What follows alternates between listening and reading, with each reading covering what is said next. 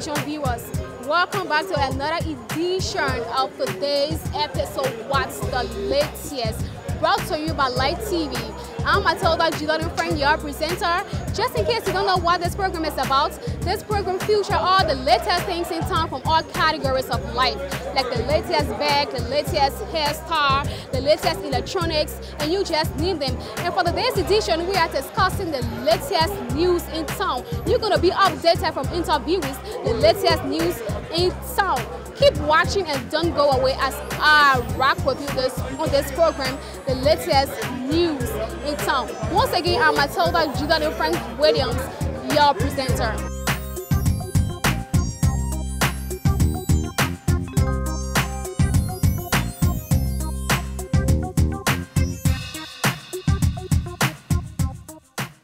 Can you please tell us your name?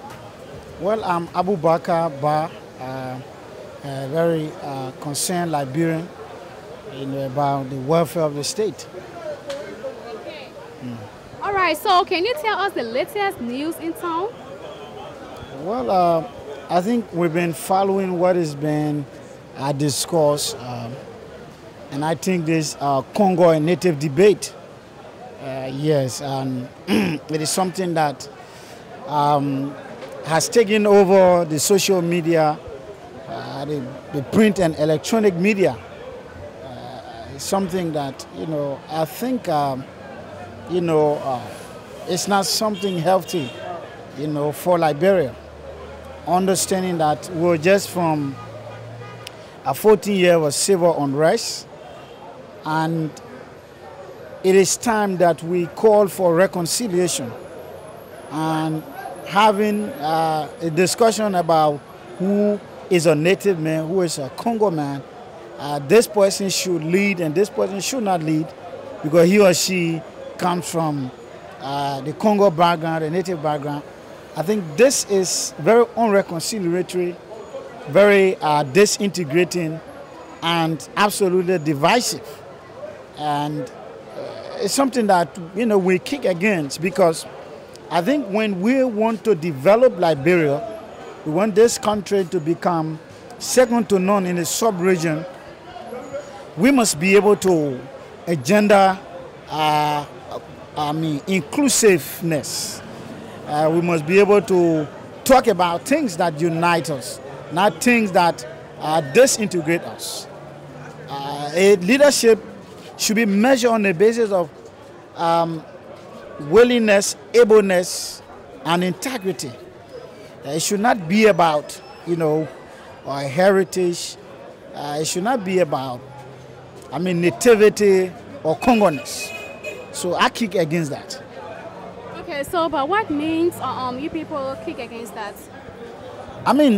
Some of us, we've been making our position very clear. I run a talk show, The Change Point on Kings 88.5, and that has been carried live in the service by Flash FM in Grand County.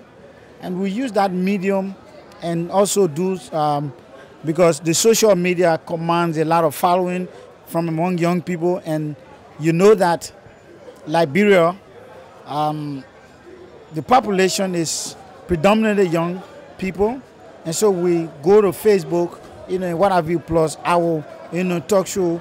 We got to speak against those issues, the issues of discrimination, disintegration, unreconciliation. This country does not need that kind of argument, because, during the war, people were being hunted because they were either Mandingos or Crown, Gio. People were being chased because they were Muslims.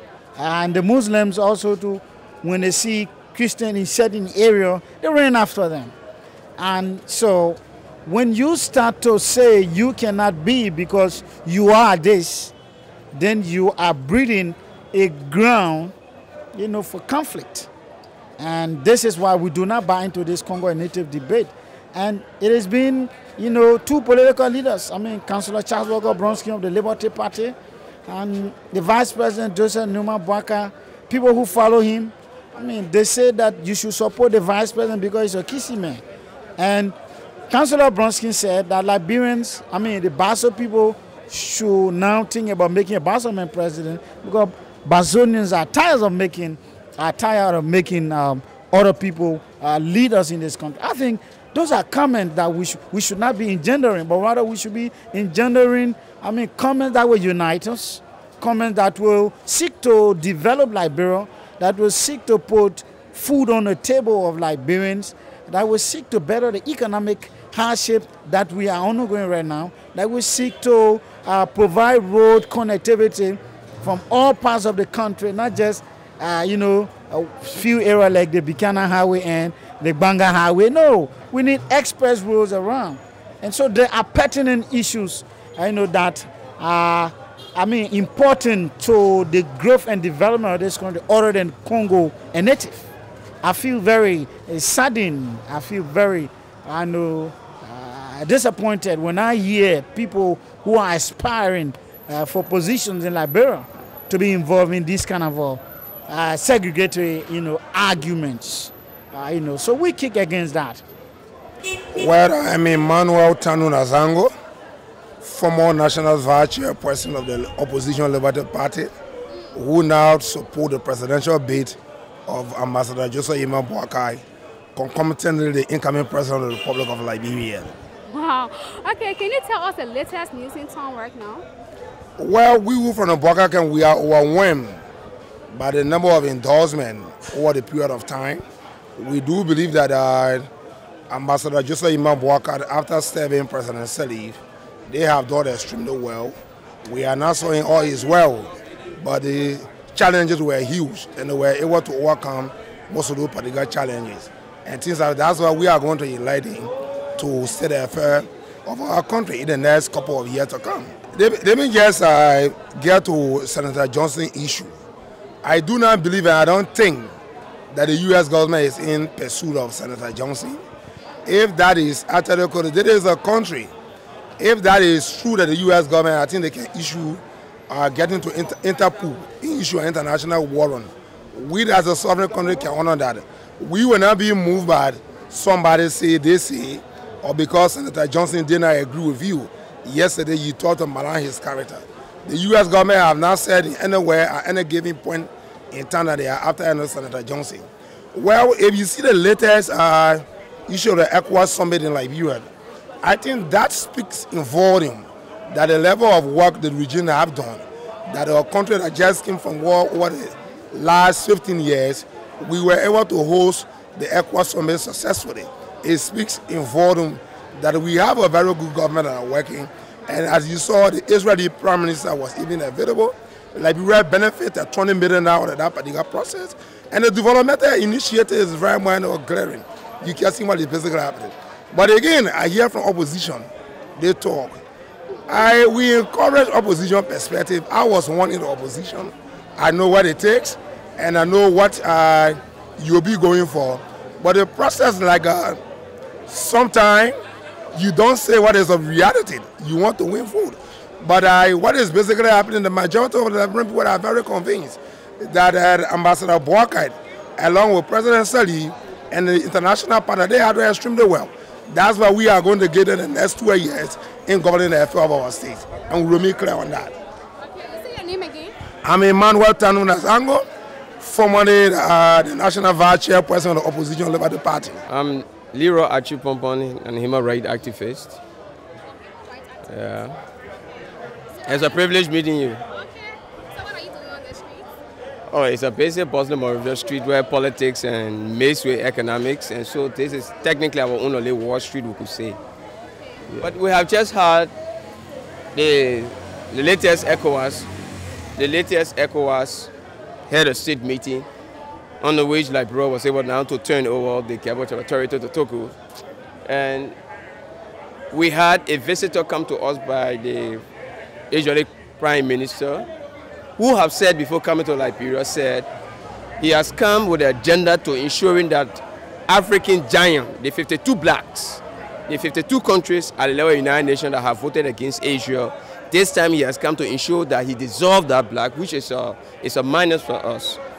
Because it is, yeah, we now voted, but he says he come to Liberia to ensure that the 52 African countries that have continuously voted against Asia at the level of the United Nations and at all international multilateral entities like the UNESCO. And so he has come as per he promises to ensure that the 52 nations is dissolved in terms of not being together, and which of course at current we Africans is trying to ensuring that we have one voice and at the international level, where we think it is important that we show solidarity to countries that suffered human rights abuses, and then so. But Africa have been in that, and so to see that Mr. Netanyahu comes and says he wants to dissolve that bloc is troubling and worrisome, because what it means is that Africa is not going to be united as to what we are thinking, as to what our forefather gives us in terms of the African solidarity that brought about the formation of OAU, now UAU. And so to see Mr. Netanyahu come, he comes with an intention not to see us united and have to have a common voice at the level of the United Nations, at the level of UNESCO. And so it's troubling. It is worrisome because it impact on our national security. Who becomes president is a matter of as to whether you will not want to see the way Africa should go, because it's worrisome. It's worrisome. So it don't come with any dividends to us. Why it is true, it is a promise. What we need in Africa and what Africa needs is the African unity, the dream that must live from Nkrumah to where we are now, to foster it and to see as to what we can have a common agenda and a common approach to national and international issues, solving African problems with African methodology. And that is important for us, you know. So if Mr. Netanyahu come to Liberia and have said he come to dissolve the 52 African blocs, it worrisome for some of us who believe. President Ellen Johnson said she saw that as a great victory for the first time for ECOWAS summit to be held in Liberia. She describes it as a great victory. So what do you make of that? As a what? A great victory. No, it is not a great victory in the sense that when Mr. Netanyahu said this is the first time that in 50 years' time an Israeli prime minister will come with the agenda to dismantle us. It is not a victory, it is a loss for African unity.